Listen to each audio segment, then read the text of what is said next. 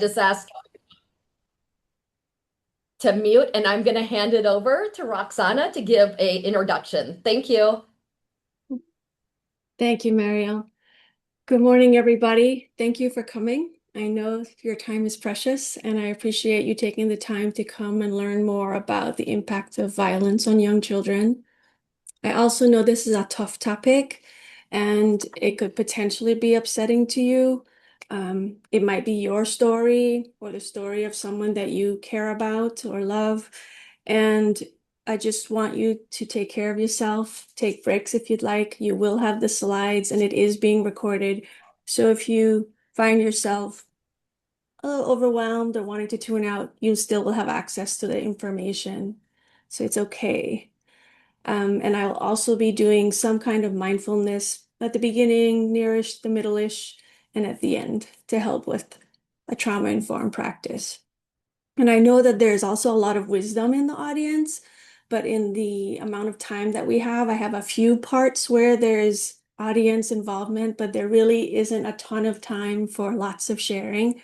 But I am open to any questions you have, and feel free to unmute and ask them or put them in the chat, and hopefully someone from Family Justice Center can track that and let me know because it's hard to see the chat when I'm presenting. All right. Well, there's 81 people. Chinga tu madre. Okay. Is this gonna bother So you? what we'll be discussing today is kind Sure. of an overview of trauma and attachment, how babies and young children experience interpersonal violence, and how we support babies and young children. So to start us off, we're going to do a resourcing exercise. And basically, a resource is anything that makes you feel really good and a sense of well-being. And I have a rose on the screen because that is connected to me with intergenerational strength. My ancestors came to the Caribbean and they originally went to St. Bart's, and my family immigrated to St. Thomas, which is where I was born. And the way that happened was that my great-great-grandmother had to come under duress because her husband had fallen off of a roof. He was a construction worker. He had fallen off of a roof and could no longer work. And she had 10 kids, and she had a brother on St. Thomas, and she came and she did subsistence farming. And she raised my grandmother, and I would reflect with my grandmother, well, how did she manage that? How did she cope? She didn't speak English. She had all these kids. She'd lost her partner. And my grandmother said, well, she used to have a little spot in the yard that we weren't allowed to go when she was there. And she would go there and pray with her roses. And so spirituality and nature were how she sustained herself. So it's kind of true through the generations. I also really like nature and a spiritual life. So it's a source of resource for me. So we're going to do a resourcing exercise. If nothing comes to mind for you, use the rose. You're welcome to use the rose. So let's first start by centering our body a little bit. I invite you to close your eyes if you feel comfortable to do that. And if not, just find a place for your gaze that won't distract you. And just notice how you feel in your body before we start. I invite you to place one hand over your heart and another on your belly, just below your rib cage. And just sense the weight of your hands on your body. Just notice the warmth of your hands and the movement of your body as you breathe in and out.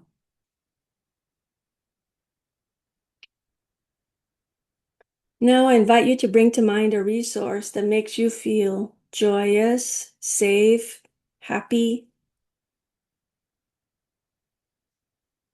Just notice with this image if there comes sounds or smells, anything you taste.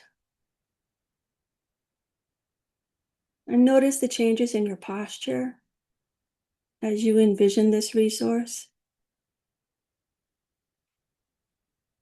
And in your body tension. Just notice how you feel. perhaps a little bit more at ease, or maybe a little bit more expanded.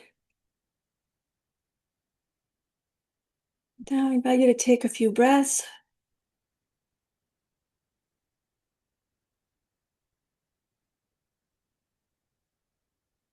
And I invite you to open your eyes and release this practice. So let's begin by grounding in what are we saying trauma is. Trauma is not just an event, it's a nervous system's response to a real or perceived threat to physical or emotional well-being. It's not defined by the event, but by the reaction of the body. So our understanding of ourselves, others, and the world often changes. We don't trust in the same way. We feel more vulnerable, and often there's feelings of powerlessness. And for young children, there's an invisible suitcase that comes with trauma. It shapes beliefs and expectations about themselves, about the adults who care for them, and about the world in general. And so what's in this suitcase? No one loves me. It's all my fault. You're going to leave me. Nobody is there.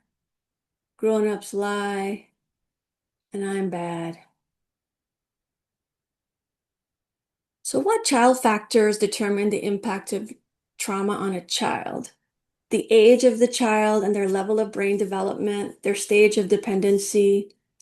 Many people think that babies aren't impacted, but we'll be learning more today about how that actually isn't true. And the younger you are, actually, the more vulnerable you are because you have a less developed nervous system and you are dependent on your caregivers for safety. Constitution of the child. What was the child's in utero experience of stress or toxins? What's their genetics? What temperament do they have?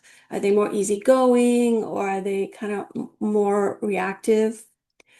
What's the child's skills and capabilities? Can the child talk, move, run? All of these things affect their sense of agency or feeling like you can do something. If there's been previous trauma, there's reasons for not trusting, being more afraid. And then there's contextual things that determine the impact of trauma on the child, such as the frequency, the duration, and the nature of the trauma.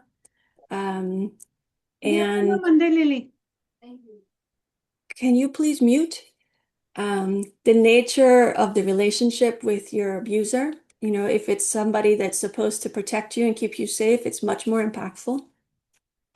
The level of invasiveness, is something happening to your body. The degree of violence, of course, the more scary, life-threatening, the more impactful. And already vulnerable characteristics from systemic inequity. What race, class, gender, these are all things that make more of a sense of not being safe in a structure that is set up for white supremacy. And what meaning we attach to things, like do we think it's our fault? Or is God punishing me? Or these kinds of things make a difference in how impactful it is. And if you share that something's happened to you, if you're validated and supported versus not believed, it changes your level of impact and stress. So what about the contextual factors of trauma on the child that comes with the relationships? The calmness and responsiveness of the caregiver at the time, the care received right after the event, and the support of teachers, family, and friends, because we need, especially when we're very young, we're dependent and we really need support with how we feel. We'll talk more about that. So the attachment system is like the caregiver-child relationship. And within that, we are biologically driven to stay safe by staying close to someone that's going to protect us. And it's the main way we organize experiences of danger and safety in the first 5 years of life. And we as humans are driven to stay close to those that will help us. And the circle of security is a parent map about attachment. And this is a diagram that's on the left. And with Circle of Security, there's some concepts. Secure base is where I can leave from you and feel safe to explore. And safe haven is where I can come to you if I'm distressed. So the way the cycle of the attachment system getting activated and calmed works is if there's a threat of something that makes you scared, the child seeks the caregiver and is like, are you there for me? Can I rely on you? Will you keep me safe? So you come in as a safe haven. And if the caregiver responds, providing comfort and regulation, they're a safe haven. And then the child feels calm and is no longer feeling a sense of threat, and they go back out on the circle to explore the world and go on developing mastery in relationships. So in the most ideal of circumstances, we have a secure attachment where there's a relationship that creates confidence in the availability of a specific protective caregiver, that there's support to explore, and that the child is allowed to attend to what they want to, need, think, and feel, and make that known without having to take care of the needs of the caregiver. And the caregiver has the child's mind in mind and allows for a range of feelings. So how do we get that? Well, there's different jobs that get us there. Co-regulation is where the parent or the caregiver helps the child to feel seen and understood through attuned interactions. And when not attuned, the parent repairs those ruptures. And with attunement, we mean you're aware of, you're sensitive to, and you're responsive to the child and adjust actions based on what you notice. And repair is when there's been a mismatch of attunement, that you notice that there's been a mismatch and you take responsibility for that as the caregiver or parent, and you seek to reconnect with the child. So these actions on a regular basis are creating a secure attachment. And a lot of that is nonverbal. There are nerves in the heart and face that we use to send and receive signals of safety or welcome. And that comes from our emotional expression, our social gaze, our tone of voice, our prosody, how we move our head, all of these things. We're all reading each other, and it's happening not consciously, and it's determining how safe we feel. So, in relationships that are between a parent and a very young child, initially the caregiver or the parent is organizing the feelings. If you cry and you're a baby, I pick you up, I feed you, I change your diaper, I rock you. So, I'm helping you to manage your distress. And then what happens over time is that as the child is maturing and getting a little older, they have more capacity to do things for themselves and they need help, but they don't need the caregiver to do it all. Always need people, but not to do it all.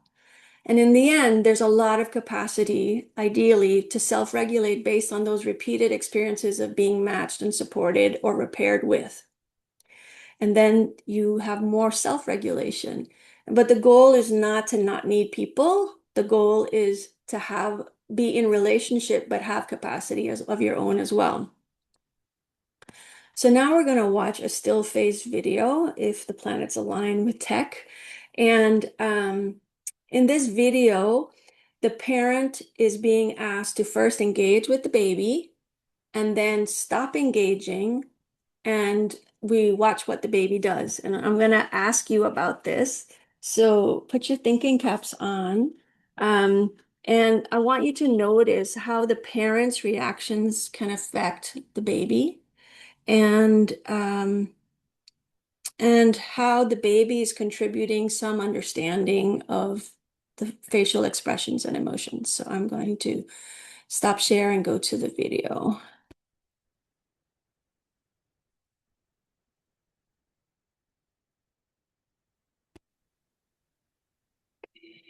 Oops.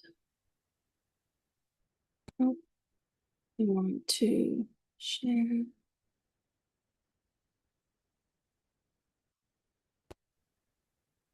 Babies this young are extremely responsive to the emotions and the reactivity and the social interaction that they get from the world around them. This is something that we started studying 30, 40 years ago, when people didn't think that infants could engage in social interaction. In the still face experiment, what the mother did was she sits down and she's playing with her baby, who's about a year of age. I need my good girl. Oh. And she gives a greeting to the baby gives a greeting back to her. Yeah. This baby starts pointing at different places in the world, and the mother's trying to engage her and play with her. They're working to coordinate their emotions and their intentions, what they want to do in the world. And that's really what the baby is used to. And then we ask the mother to not respond to the baby. The baby very quickly picks up on this, and then she uses all of her abilities to try and get the mother back. She smiles at the mother. She points because she's used to the mother looking where she points. The baby puts both hands up in front of her and says, "What's happening here?" She makes that screechy sound at the mother, like, "Come on, why aren't we doing this?" Even in this 2 minutes, when they don't get the normal reaction, they react with negative emotions, they turn away, they feel the stress of it, they actually may lose control of their posture because of the stress that they're experiencing. Okay. I'm here. And what are you doing? Oh, yes. Oh, what a big girl. It's a little like the good, the bad, and the ugly. The good is that normal stuff that goes on, that we all do with our kids. The bad is when something bad happens, but the infant can overcome it. After all, when you stop the still face, the mother and the baby start to play again. The ugly is when you don't give the child any chance to get back to the good. There's no reparation, and they're stuck in that really ugly situation.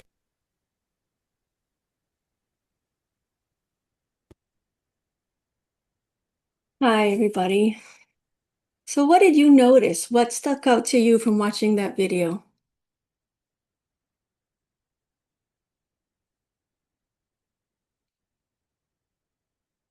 Well, let me ask a different question. How did the parents' reaction affect how the baby responded?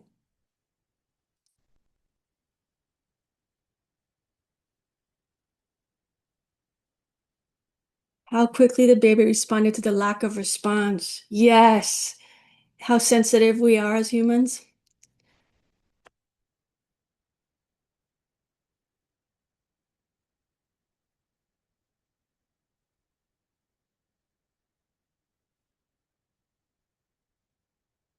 Yes. How quickly the baby picked up on the mother's lack of response. Yes, the baby tried lots of within the baby's skills. Yes, the baby tried a lot of things. And that is what we do. We want to, it's attached cry. We want to get connection because we really need it to feel safe. Yes, depression can affect babies, but there's repair possible. And tell me, how many tools did you see the baby have at a young age? That's a very interesting observation. Can you say more? You can unmute if you'd like, if it's fixed. Pointing. Yeah, so I was also thinking the pointing, turning the head away, the screeching, the smiling, the crying, throwing the body. There were just multiple ways that the baby, reacted physically and verbally to try and re-engage the parent. Yes, a lot, everything you listed is accurate. That's what I saw too. And what that tells us too is that this baby has a good relationship with this mom because the baby didn't give up. The baby wasn't just checked out. The baby was active because the mother and her have a good enough relationship. And so I'm going to bring us back. I wanted to show you that because that's a couple of minutes. And in regular life, if children are experiencing trauma, interpersonal violence, parents who have mental illnesses, it's not a couple of minutes. It's often long periods, and there's a lot of distress and there's not enough support. And we're going to talk more about the context as well, not just in the relationships, but in our society. Okay.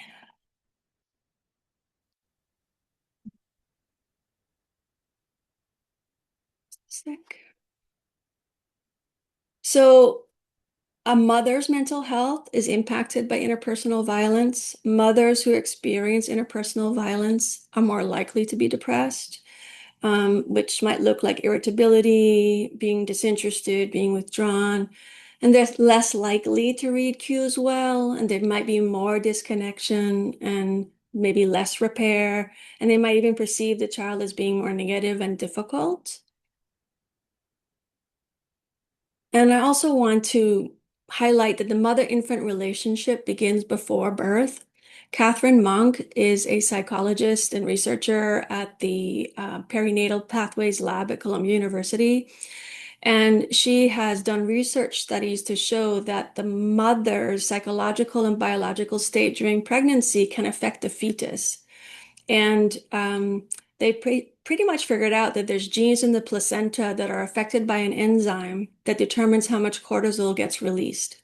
So if a mom is experiencing a lot more stress during pregnancy, that enzyme might shut off, and then the cortisol is flooding the fetus. And that might happen when there's really toxic, stressful situations and lack of support and protection. And when the fetus experiences that increase in cortisol, the heart rate increases. And we can know that at 4 months, the infant may be more reactive than pairs. And at 6 to 7 years, they might have more challenges with attention, hyperactivity, and conduct. That being said, there's always protective factors possible, such as supporting moms and supporting pregnant moms and mental health treatment. I also want to mention, since we're on the topic of genes, that a heightened sense of fear can be inherited. Genes are basically the unit of heredity that contains the instructions that our body uses for building proteins and doing the work it does. And it transmits information to the next generation. So some parts of a stress response can be inherited, which means that a child can be born with a more sensitive stress response reaction and become overwhelmed more easily by minor shifts in sensory things around them. And also heritable epigenetics. So epigenetics is the study of how behaviors and environment can adapt to activate or silence gene expression. And epi is Greek for above. So it's kind of like a switch, like a light switch, if you will, that's above the gene that can turn the gene off or on and influence the core regulatory networks in the brain. And we'll show a slide on this. And they can be stored in the egg or sperm and influence the next generation. So we are experience-dependent beings. So if you look at this slide, which are neurons in the brain, and you move from left to right, when you're born, that's kind of like what your neuron picture might look like. And as you go through toddlerhood, at 2 years old, it's kind of more of a net, right? And if you compare the 2-year-old to the adult, they're very similar. And that's because it's such a rapid period of brain development between birth and 3. And so that experience is relational experience as well. And so today we're going to be talking more about interpersonal violence, but We also talked about security. And so it's what's happening in our relationships that builds our reactivity and builds our brains. So this slide comes from the book What Happened to You by Bruce Perry and Oprah Winfrey. And it's basically saying that we have networks in our brain, which span out, and they start developing when we're in the womb. So again, what's happening while the mother's pregnant does matter. And these networks originate in the lower parts of the brain. So like the brain stem, where part of our stress response reactions come from.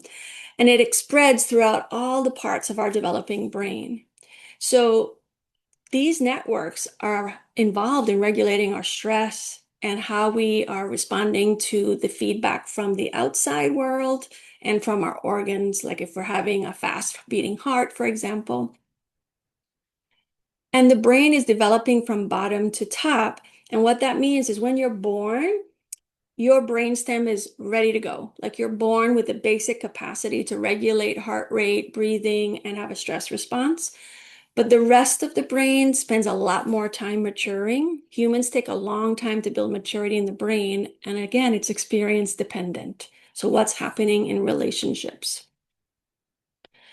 So sometimes with trauma, people want you to use your words. And a lot of reasons why that's not so possible is the brain has different jobs for different parts. And this is a simplified image, but our brain stem manages our physiology and it does not use or understand words. Our limbic system, which regulates our emotion and our social connection and memories, it does not use or understand words. So means that we're picking up on other things, the nonverbal. The thinking brain on the left is kind of like the boss brain, and that uses words, but it can be shut down by our emotions and our impulses, back to how that core response affects everything else. So how are we telling if we're safe? The term is called neuroception, and it's basically how our nervous systems are evaluating risk without our awareness. So we're reading cues of safety and danger inside the body, like if you feel pain or hunger, outside in the environment, noises, sounds, and between people. And that's a lot of nonverbal. What's the tone of voice? What's happening with the eyes, the gestures, and what seems to be the apparent feelings of the person. So we're reading this very instantly. We are not thinking about it. It's an instant animal response of detecting safety. This is different than perception where you think about it. So when we have a traumatic experience, we have a living legacy of trauma in the body about not being safe. So if you have a stimulus that makes you feel danger, it feels like it's happening right now. And it's the way we're wired to be better safe than sorry. We assume danger rather than trust safety because that is how we have evolved to stay safe. So we remain sensitive to cues about threats. We're looking around and making sure we're okay. So sometimes they're internal cues, like our sensations, things we smell or hear that give us a cue about something that brings us back to feeling that we're where we were before. Or there's external cues, like certain times of year or a location. So these emotional and body memories get activated in an attempt to create safety because we're always wiring, looking, are we safe? Are we safe? But it's not always having conscious recall. And then it's also not using words always, it's sensation.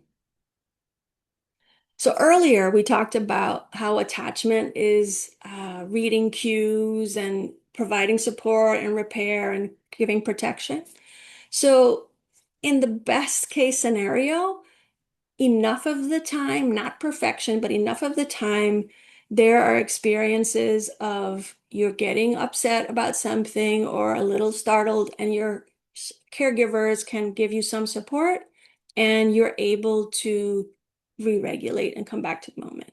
And this will give you resiliency if that happens enough of the time.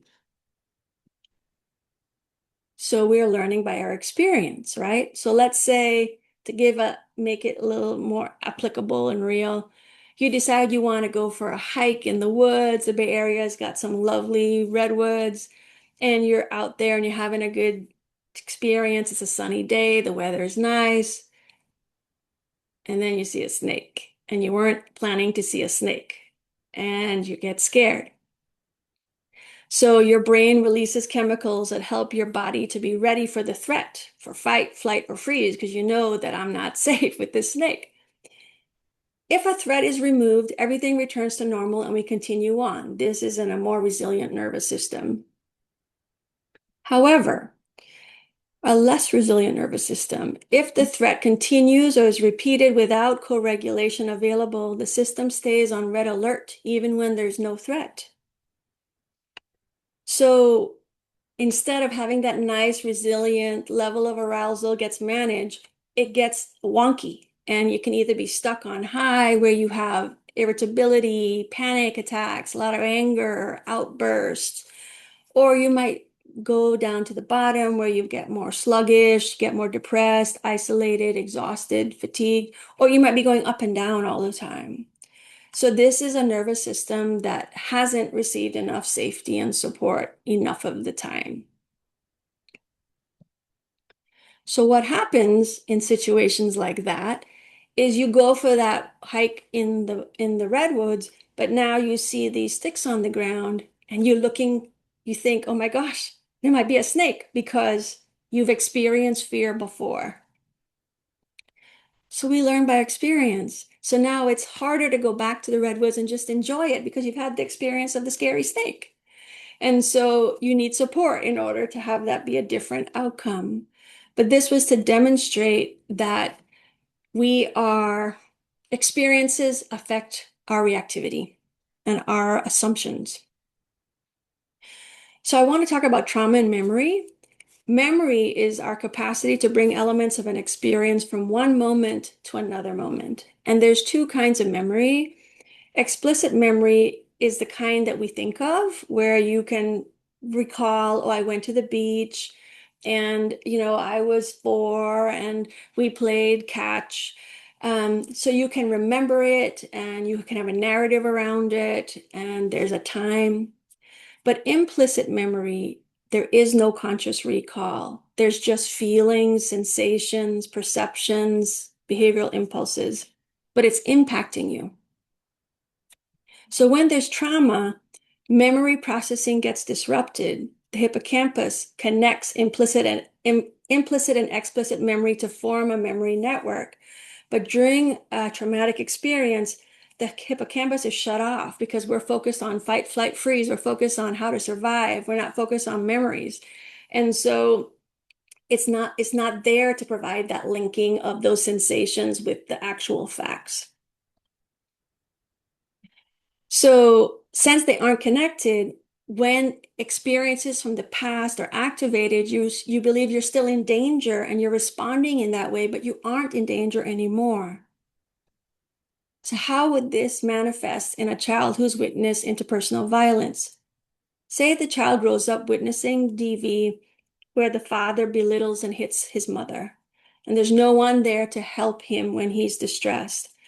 Generally speaking, that child's going to be more vulnerable to stress because of the repeated experiences of being afraid and maybe more reactive. But there's implicit things that are happening from that experience for this child that may be associations that aren't conscious. Men might be scary. Men that look like my dad are scary. And loud, low masculine voices mean bad things are going to happen. Another way this may show up is this often happens with schools. The child goes to school and there's a teacher, and say the teacher looks like his dad. The child's not aware of this cue that this teacher looks like my dad, and therefore I'm pulling up all these experiences of being afraid.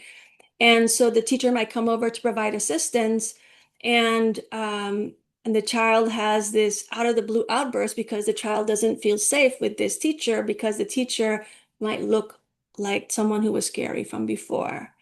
So the child might regularly shut down and have outbursts, even if the teacher is perfectly fine. There's nothing untoward happening in the classroom.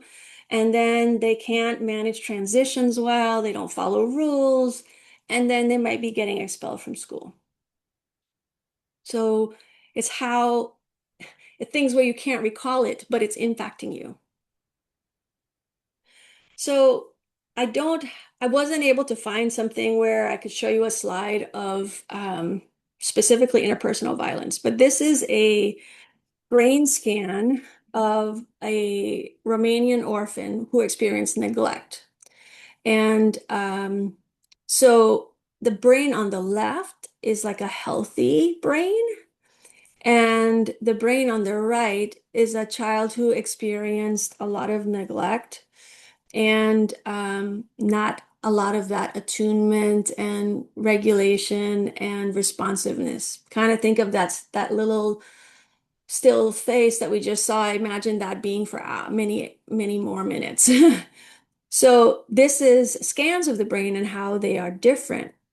And I want you to look at this and tell me maybe what some things that you immediately notice when you compare the two images. I don't want to stop share so you could keep looking, but I need people to tell me something either through, I can't see the chat either in this format. So I need you to unmute. There's less electrical activity, suggesting less activity in the temporal lobes, but also around where the hippocampus and the HPA axis should be. Right. And what do you think that would mean for this person? I think you're going to see less emotional regulation. Yes. And I'm not sure what to make of the temporal, less activity there. The temporal lobes process emotions, sensations, language, and faces. Okay. So again, related to the less emotional regulation and I suppose understanding maybe of the Yes, experience. less capacity to understand what another person might be sharing. And also, if you look at the brainstem of the two sides, like the brainstem of the abused brain is much more red, showing that, those core networks from that Bruce Berry, Oprah Winfrey file, like that's a lot more reactivity. Not enough support happened to support that. So this child will likely be, or person would be a more reactive person.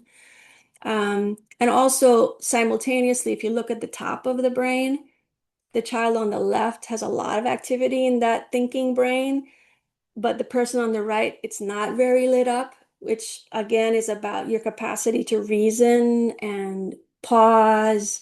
So literally, our experiences create our brains. I also want to say that the good experiences create the brains too. So the repeated empathic engagement, the corrective experiences can change wiring. We do have neuroplasticity, and that is basically the capacity for our body, our brain, and our nervous system to change, to grow, to heal. And we can't get rid of what happened in the past, but we can recognize patterns and we can build different relationships and we can build safety with new people and new environments. And it's always relationships that are going to really make a difference. Roxanne, you've suddenly gotten very quiet. Oh, I don't know why. Can you hear me? Talk again, please. Hi, can you hear me? Yeah, you sound better now. Okay, I don't know why, because nothing looks different on my end. All right. So the effects of trauma. We've said the exposure to trauma causes the brain to develop in a way that will help the child survive danger. Constant alert, quick to react. This isn't so helpful in day-to-day life and it causes problems. So there's a range of stress, and sometimes stress gets a bad rap. And we need stress in order to have energy to live. So some stresses are easier to manage. They're positive, like, you're going to learn to ride a bike and maybe you'll fall off, but you get back on. Tolerable stress is serious and temporary, like you get in a car accident and now you have to get your car fixed and you have to go to the doctor a couple of times and now your insurance is up. So it's stressful. But say you have supportive family or friends or both, it's tolerable. But toxic stress is prolonged and there isn't enough support. And even if you have good people, there's so many circumstances that are overwhelming and constant that it's toxic anyway. And this impacts biology. It impacts not only our coping, but our physiology. So adverse childhood experiences are potentially traumatic events that occur between birth and 17 that can be direct, like you experience abuse, neglect, witness violence, or they can be contextual, like a parent might have mental health problems and it changes how your home functions, or parents are separated, or somebody might be in jail or prison or deceased. And so this was in, I think, the 1990s that the Center for Disease Control partnered with Kaiser to do a large-scale public health study about adverse childhood experiences. And they used these 10, which were physical, emotional, and sexual abuse, physical and emotional neglect, household challenges like mental illness, intimate partner violence, parental separation or divorce, incarceration, or substance misuse or dependence. And this came about because Vincent Felitti, a doctor at Kaiser, worked at an obesity clinic, and he found that people who were often the most successful in losing weight would rebound, and he couldn't understand why. And he decided to do this survey of these people. Like he asked a questionnaire about their early experiences, and it turned out a lot of them had sex abuse experiences, and weight was actually a way to be protected. And so they would lose the weight, but then gain it back because they didn't have other means of feeling protected. So that prompted him to say, well, this is interesting because this happened in their childhood. So they did this study with like 17,000 Kaiser participants, and they found like most people had at least one ACE, and that often there was a correlation. The more ACEs you had, the more likely you were to have health problems or relational challenges. And there are things that they didn't test at the time, and most of their study was white, middle-class people who had Kaiser insurance. But there are other related life events that aren't officially called ACEs because of that research study. That's what they were called in that study. But being a victim of violence, discrimination of all types, housing instability, food insecurity, attachment disruption, parent with a disability or illness, attachment loss. These are all things that can be very overwhelming and also create toxic stress. So they discovered a dose-response relationship. The more ACEs you had, the more likely you were to have challenges. It isn't definite, it's just more likely because any number of protective factors could be in place where you could have had a lot of things happen, but you have a lot of supports, or you have more resources, or there's just things that create more safety so that you can be okay. I see this all the time with the kids we serve, where you look at the intake and you're like, oh my God, they have so many ACEs. But then you meet them and they have like a lot of charm in their personality, and they might be upbeat. So they have things that about them that give support, or they have people that are loving, that are helping. That's what we have a lot with the resource families that we have. But I just want to highlight, like, interpersonal violence isn't just happening because people don't know how to cope with their feelings in relationships just so. It's in a context of stressors. And our country was created with many macro level systems that have not viewed people as having the same level of need. We've had colonization, we've had genocide, we've had removal of property, slavery, forced family separations, and this continues for some groups. And so there is not safety. And it's generationally, it's still not safety. And some of these ways of how we have structured resources for neighborhoods, transportation, school, food affects stress.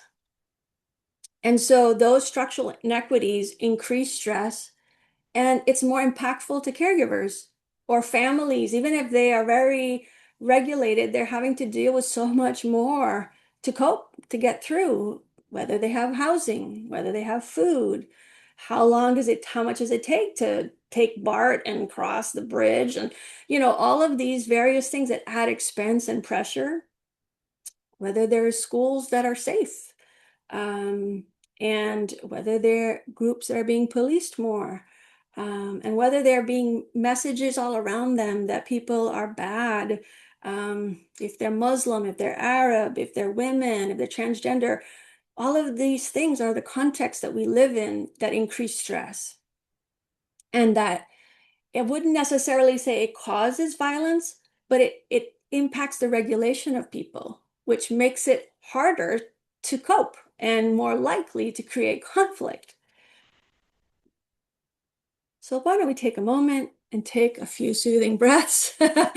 And I encourage you to close your eyes if you feel comfortable to do that. Place a hand on your heart and on your belly, under your rib cage.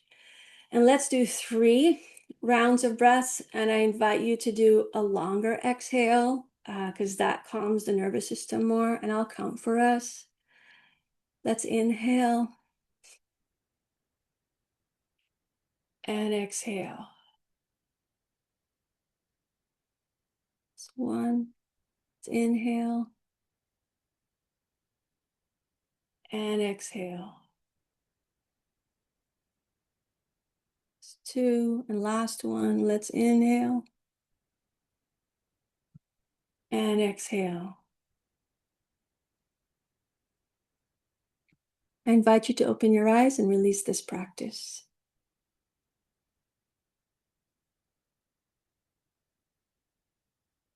So children birth to 5 are more likely to be exposed to child abuse and domestic violence than older kids. And children who witness domestic violence are more likely to be physically abused. And it's probably the case that there is not a one-time event, that there's multiple and unpredictable episodes of violence. And that unpredictability could extend over time. And for a young child, different developmental stages, which changes how impactful it was. Baby, toddler, 5. And all of those experiences create potentially overwhelming sensations, either physical pain, overwhelming images, sounds, movement, and experiences of helplessness to make things stop. It also makes it harder for a child to create a coherent narrative of what has happened to them, in part because we don't have the recall, and then there's all of this happening, and then there's the triggers, and then there's what might be continuing to happen. There are relational patterns of violence that repeat in families, and this is from child-parent psychotherapy, the intergenerational trauma, how the patterns repeat. A parent has past experiences. This creates assumptions about how they will be treated in relationships. And then it creates assumptions then about their child. And they might only attune to certain things about that child. And the child then internalizes how to behave based on how the parent or caregiver is responding and responds accordingly. So I'm going to share some case examples. Sammy is a child I worked with her parents. She was 5 and she was diagnosed with autism spectrum disorder. And both parents had a previous history of domestic violence with other partners. And the child had teen siblings who have witnessed that violence from previous partner relationships that lived in the house. So that was the context. Sammy had never witnessed physical violence between her parents, but regularly they had arguments and tension. And there was arguments between the parents and the older siblings. So these parents are actually real heroes and heroines because they used to use substances and none of them do. They used to have physical violence and now none of them do. So they are really like people who have done tremendous amount of work to change their lives. And yet, here's what happens. In the school, this child had special needs, so she was in a lot of different special needs programs and classrooms. So she was in classrooms or childcare because they both work full time, 8 to 9 hours a day, 5 days a week. Lots of different people, zero violence, zero problems in how she interacted with others, even being on the spectrum and having more challenges with reading cues, etc. Comes home, aggression. But here's what's interesting. Each parent has a different history and vulnerability. In the mother's case, the mother had a history of physical violence. And so that would be her trigger. And but she didn't have a trouble standing up for herself verbally.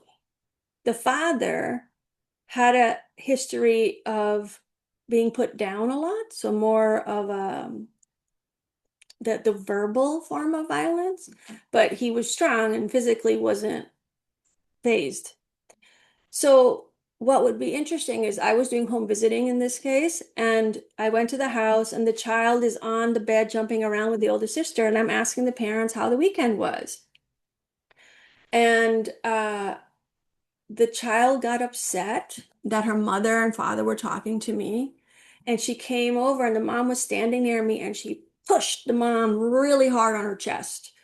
And the mom kind of just stood there for a second, did nothing.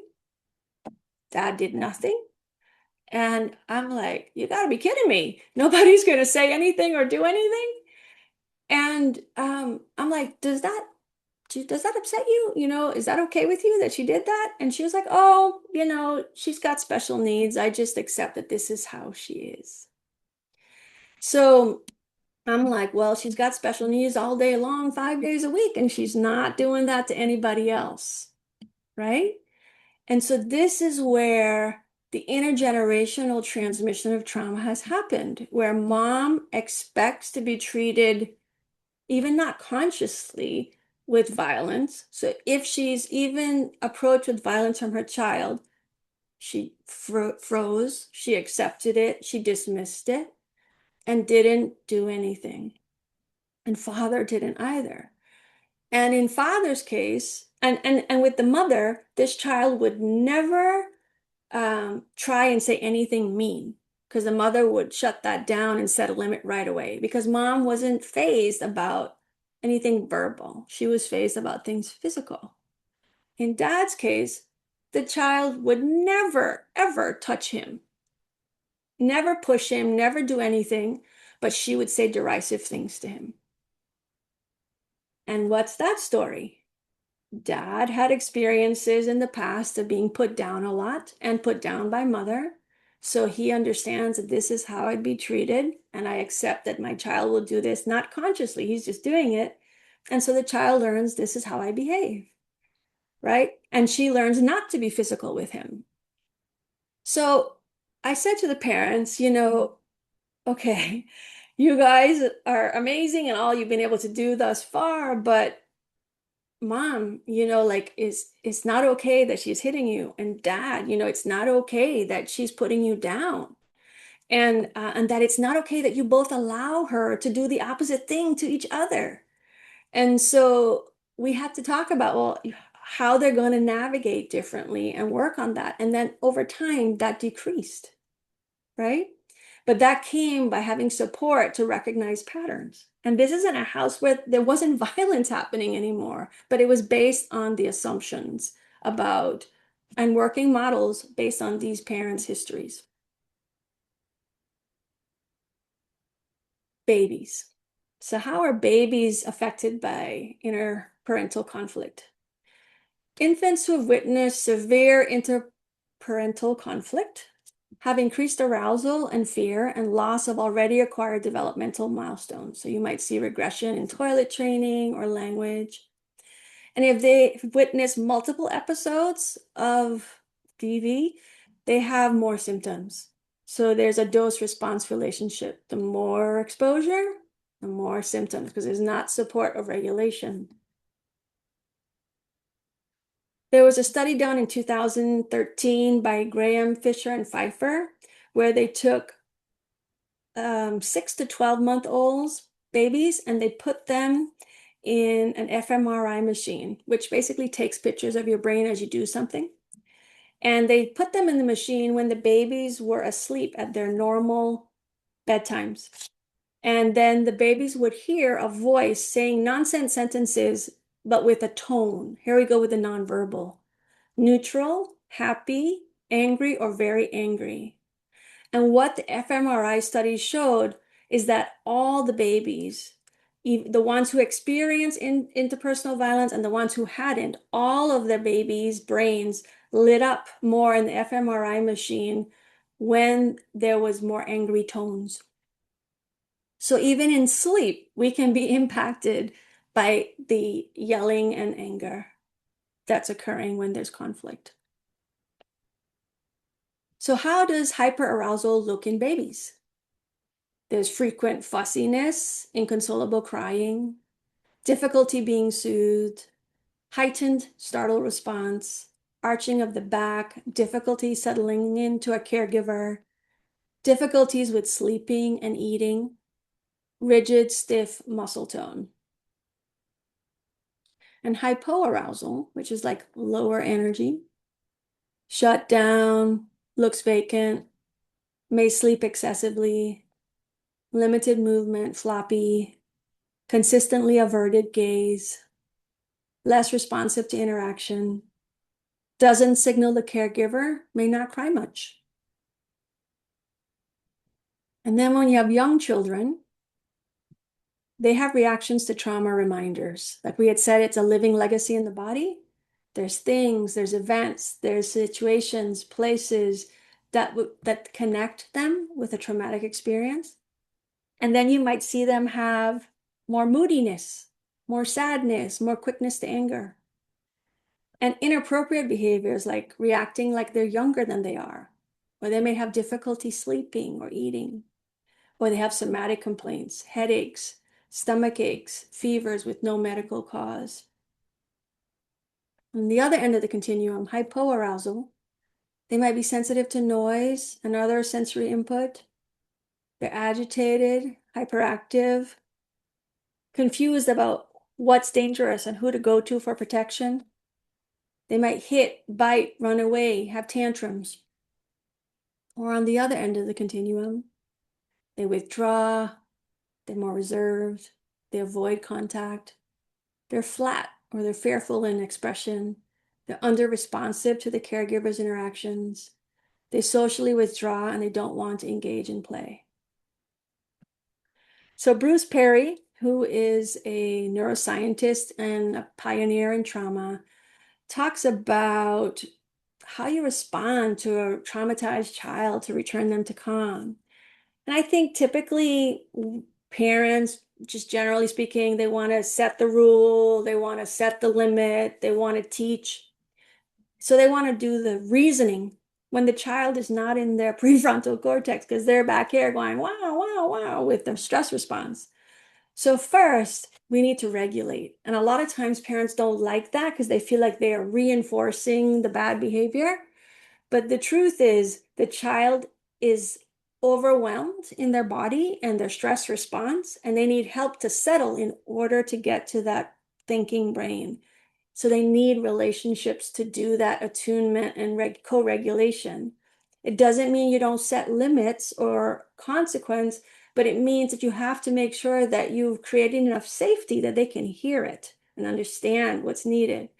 So first, it's regulating that stress response with whether sensory tools, back and forth interactions of some kind, throwing a ball back and forth, hugs, whatever it is, help them to settle enough so that they can reflect and learn and articulate what it is you're asking them to understand or do. So some key strategies to help children feel safe and manage overwhelming emotions is to be physically close, what kind of tone of voice you're using, assuming there's not been inappropriate conduct with gentle tones of voice. Typically, humans respond to a gentle tone of voice. Offering verbiage, assuring safety, having empathy, offering things to provide sensory calming. Could be hard gum, Play-Doh, and movement like playing catch, jumping on the trampoline. So I'm going to give you another case example. So this is Roy. Roy was also 5, and he lived with his maternal grandmother, who was his legal guardian. And he had witnessed and was physically harmed and actually had scars on his body from domestic violence between his parents when he was a toddler. So whenever we were going to end a session, that would trigger him about abandonment. That's that feeling from the past that comes in and it feels like it's happening now when really he's going to see me next week. So he would become violent. I've been a therapist for 22 years. I've never had somebody be this violent. And he would pick up the table and throw it at me. He would kick, punch, scream really loudly. And so grandma was really in it to win it. She was very invested, but she was also a grandma. So I was worried about her safety because he would get triggered at other places. So he was also at our preschool where he would hang on people's hair and jump around. He was really out of control. And they tried meds for him and everything seemed to make him be worse. So he must have some interesting neurobiology. So we couldn't really do the med approach to help him be calmer. So what we ended up doing was going outside. And at the time, our office was near a very big parking lot. And I tried to do social engagement with a ball or a frisbee. And thankfully, he was very athletic. He was really good at sports, and I'm not. So he had an opportunity to educate and teach me how to do things. And so we would go out there and he would throw the frisbee to me back and forth, or the football, or kick the soccer ball. And sometimes that ball would be coming at me really fast. But we would do this back and forth until he could physiologically calm down some before they would get in the car to leave. And they lived like 20 minutes from the office. And about 20 minutes into this drive home, he would say, "Oh, she was gonna hate me. She's gonna think I'm a terrible, terrible person." He would feel such self-loathing. And she would sometimes have to call me so I could reassure him that I know he's trying to learn how to manage his feelings when they get really intense, and that we're working on it, and no, I don't hate him. But what I want to say is like how that's so similar to a DV cycle where, someone, they have an aggressive experience, then they come back and apologize and it goes happen again. But in this case, it's a child who's learning how to cope with all of these triggers versus an adult. And so at times he would be so sensitized to my response that even if I looked, like if I went to look at the traffic, my looking away from him would set him off and he would try to kick me.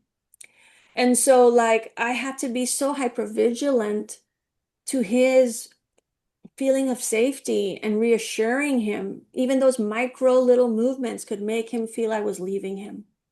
And it was a trigger. But over time, he was able to calm down from this process. And then we could be more in the playroom where he could do symbolic play. But we had to get to that by doing things that would calm his physiology. This lady just won my heart. She just wanted me to say to prove her case. Oh, right. I'm sorry, I don't know if you unmuted accidentally or if you actually have a question. I can't tell. Well, woman's stomach. Mm.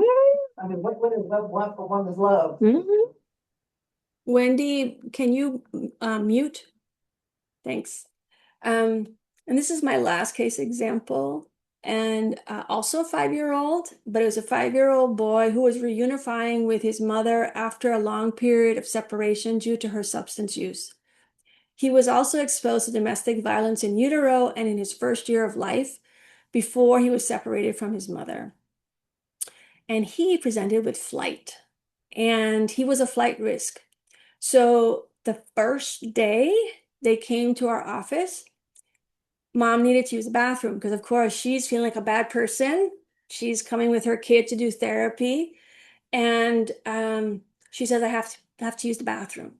So she puts him down. I turn to point. It's a long hallway. He heads out the door and banks it 2 blocks. It's at night. I'm the only one in the building, and we are very near the 680 launch, ramp. So I'm like, oh my God, this kid's gonna get killed.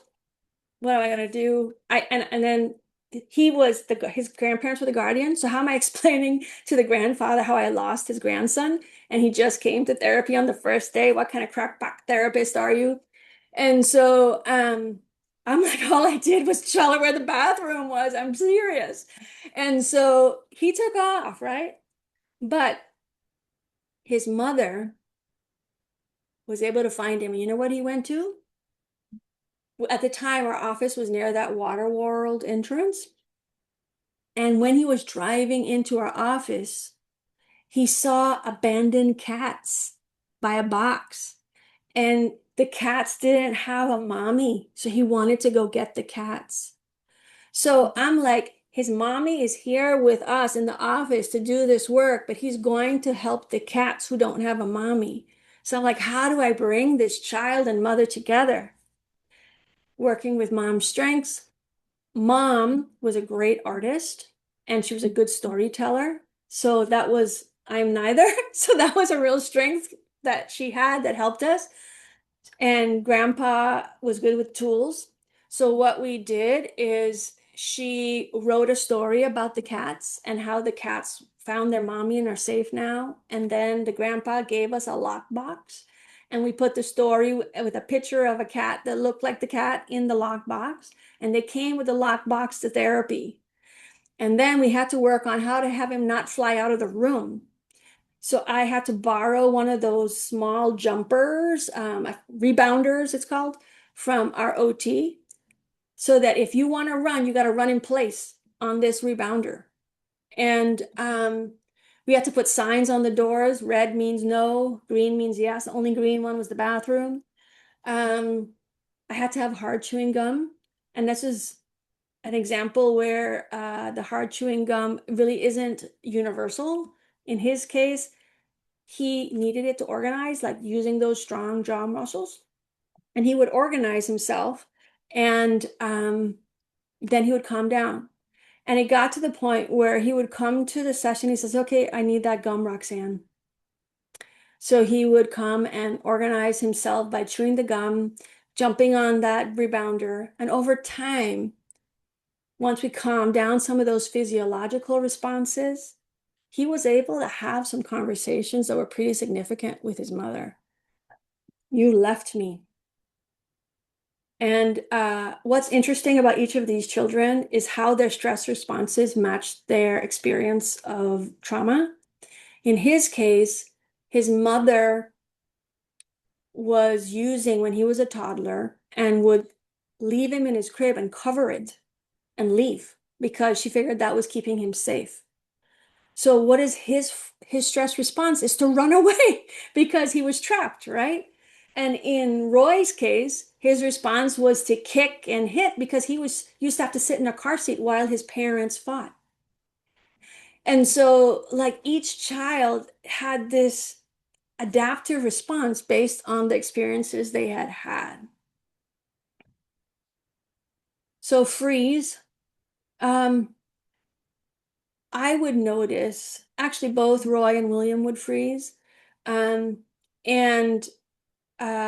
in this situation, sometimes we would be all chatting and then he would just stare off into space and it'd feel like an abnormal amount of time. And his mom would just tap on his feet, hey, buddy, you need to come back with us.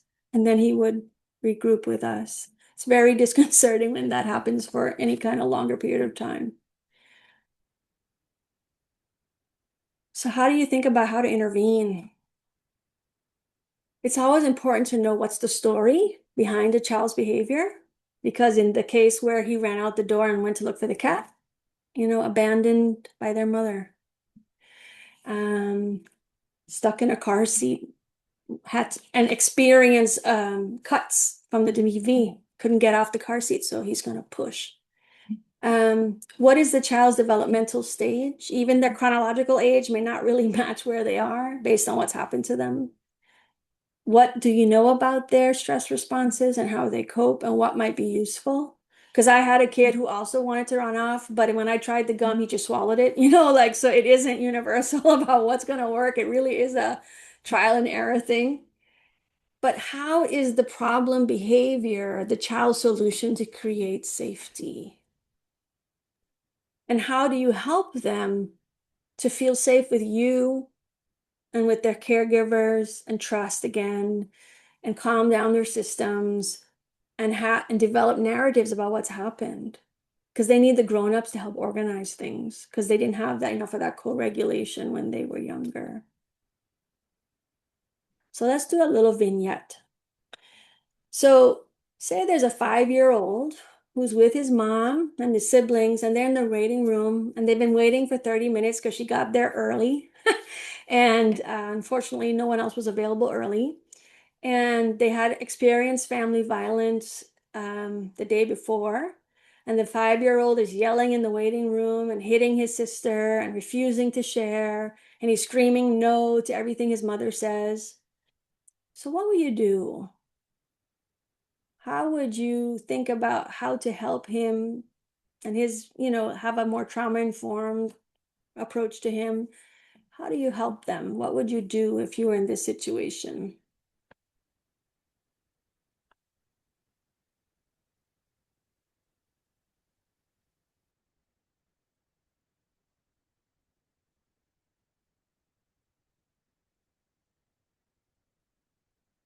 Go outside for a quick walk. That is a very good idea, as long as you're not near the freeway. But yes, sometimes that physical movement is very calming to the nervous system and getting their attention. And how do you get their attention? That's the thing. Yes, and trying to stay calm that's also hard, but the thing to do.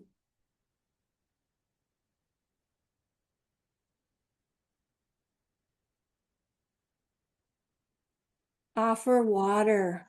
That's a great one. Offering water can be really calming. It's soothing, especially if it's cooler.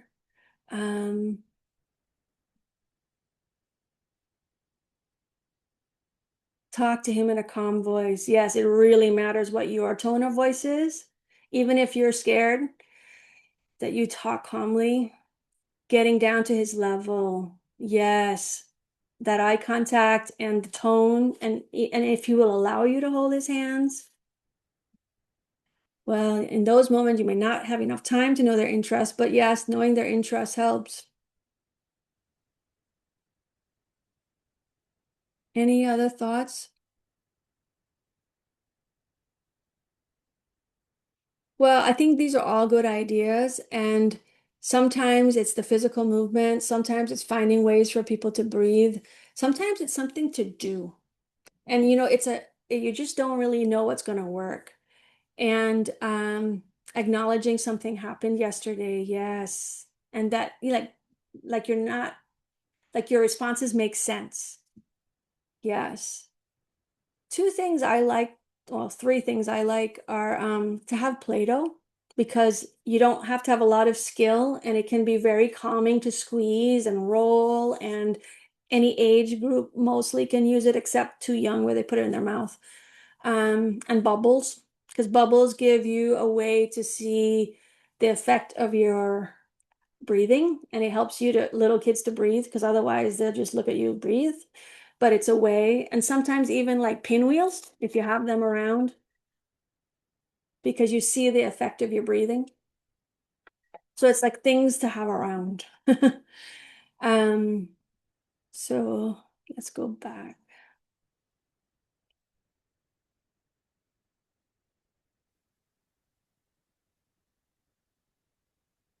So some ideas, because sometimes people have great intentions, and then like, what do I say? I'm like, I don't know what words to use. And Chandra Ghosh Ipin is one of the co-creators of the child parent psychotherapy model, which is an evidence-based model for families that have experienced domestic violence and other trauma. And she's also an author, and her husband's an illustrator, so they're quite a pair. And she's written a bunch of books. And one of them that might give you lingo is the Once I Was Very Scared book. And this is also translated in multiple languages, and it's also on YouTube, spoken. And so just to give you some examples of how the language would be, someone I love left and I don't like it. When people leave, they leave a lot. And what it is that there's these animals, I forgot to say that. It's really about the stress response, but it's made very child friendly with using different animals' responses. You know, like a turtle will go in its shell, a skunk will spray. So like we all are different in how we respond to stress.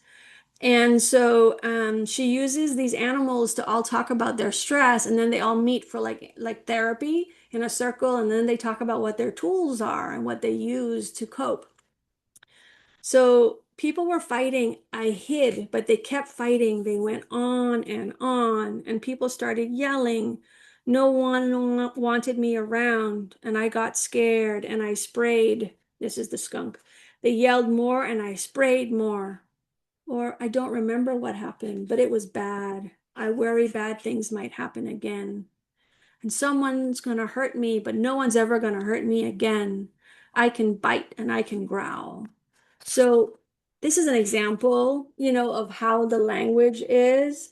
And then near the end of the book, after all the different animals like go through their telling you what they do, then they have like solutions. The turtle says, music helps me calm down. The bunny says, well, I still like to run, but I also found a safe place where I can be calm and snuggle. And the dog says, I talked to my mom, and she said she was very sorry that someone hurt me, and that makes me feel better. And she told me she'll keep me safe, and no one is going to ever hurt me again. So these are examples of like, this is not the only book out there, but it's examples of things that you can use with stories to help. There's also the idea of calm down kits. And there's a vast many options if you Google calm down kits. But I always like to have Play-Doh. And sometimes kids, if they're not people that throw, glitter bottles, it's basically clear glue and glitter in a bottle with water. And you shake it up and then you watch it settle and you just sit there and let your body calm down. Sometimes kids like to manipulate things with their hands, books, aromatherapy. If one child, that same one who liked gum, he loved aromatherapy. And for another kid, it's like, whatever, I don't care about your smells. Pinwheels, bubbles, hard gum, TheraBands for anger. Like if you're like, yeah, this is great, but what do I do in Costco? Well, you can have those TheraBands in your bag and the kid can pull on it rather than knocking down the whole shelf at the place.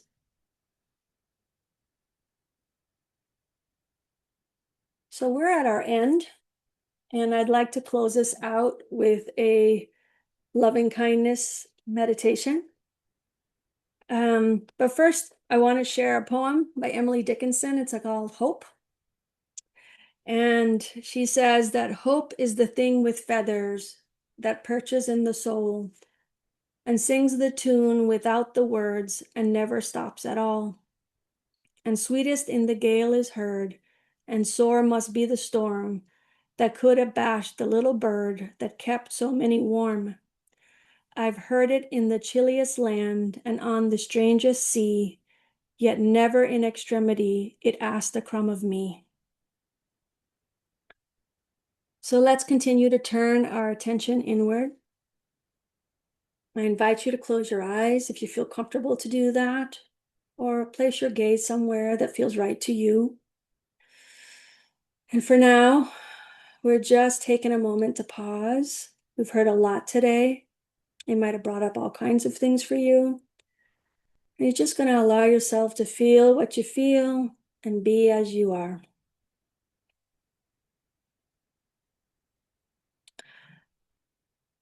Notice how your body feels, the sensation of your feet touching the floor, what it feels like to be supported by your chair.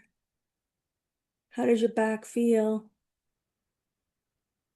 Let your body settle downward into more spacious presence. I invite you to offer yourself some soothing gesture. I like a hand on my heart and the other on my belly under my rib cage, but kind of like whatever works for you. And I'm going to offer you some loving kindness affirmations that I would like you to repeat in your mind with the intention to be kind to yourself. May I be safe from inner and outer harm.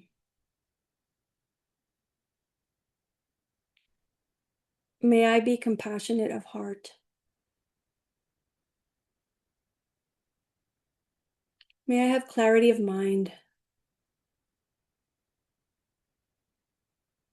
May I be flexible, open, and kind.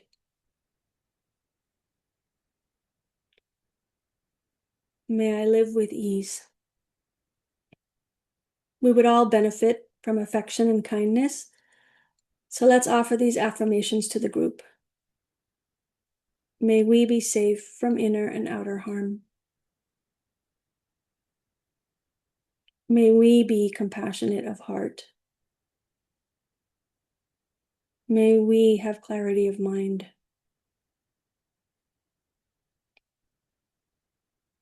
May we be flexible, open, and kind. May we live with ease. Let's close with 3 rounds of deep breaths. I invite you to offer yourself greater soothing by doing a longer exhale. I'll count for us. Let's inhale and exhale. That's 1. Let's inhale and exhale. That's 2. And last one. Let's inhale and exhale.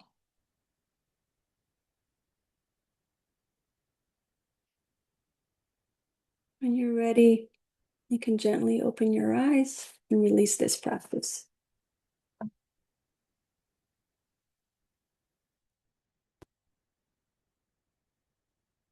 Thank you, everyone, for coming. Do you have any questions or comments?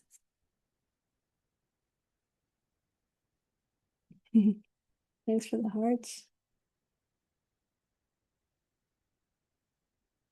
Thank you.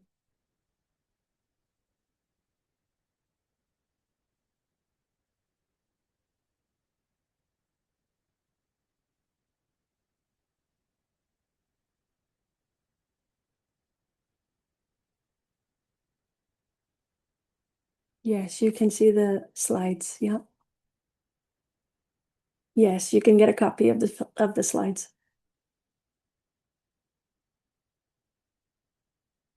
All right. Well, if there's no other questions or comments, thank you so much for coming. I know there's always so much to do with our time. I hope this was of value to you, and I wish you well.